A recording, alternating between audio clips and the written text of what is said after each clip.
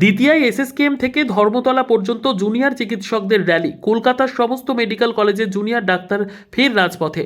গতকাল 10 ঘন্টার জিবি বৈঠক হয়েছিল জুনিয়র ডাক্তারদের। কর্মবিরতি তুলবে কিনা জুনিয়র ডাক্তাররা, এই নিয়ে 10 ঘন্টার জিবি হয় গতকাল। জিবির পরেও এখনও সিদ্ধান্ত নিয়ে কিছুই জানাননি জুনিয়র ডাক্তাররা। আজকের এই মিছিলের পর কর্মবিরতি নিয়ে কী সিদ্ধান্ত সেটা জানা যাবে, এমনটাই মনে করা হচ্ছে, কারণ জুনিয়র ডাক্তার দেবাশিস হালদার এমনটাই বলেছেন সংবাদ মাধ্যমকে। এই যে আজকের মিছিল এসএসকেএম হাসপাতাল থেকে, অন্যান্য সময় দেখা গিয়েছে আপনাদের মিছিল হয় কলেজ স্কোয়ার থেকে, এই বিষয় নিয়ে কিভাবে দেখছেন?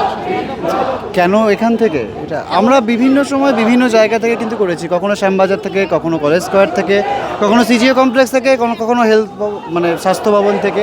আজকে ঠিক তেমনি আমরা চাইছি, যেহেতু এটা প্রত্যেকের আন্দোলন, সবকটা জায়গার আন্দোলন, আমরা সব জায়গাকার জুনিয়র ডাক্তাররা ওয়েস্ট বেঙ্গল জুনিয়র ডক্টরস ফ্রন্টের পক্ষ থেকে আজকে আমরা এখানে জড়ো হয়েছি এবং এখান থেকে ধর্মতলা অবধি পৌঁছবো আমরা, এবং ধর্মতলায় পৌঁছে আমরা ভবিষ্যৎ কর্মসূচি বলবো। গতকাল 10 ঘন্টা জিবি হলো আমাদের, এরপরে কি কর্মবিরতি উঠবে এই মিছিলের পর?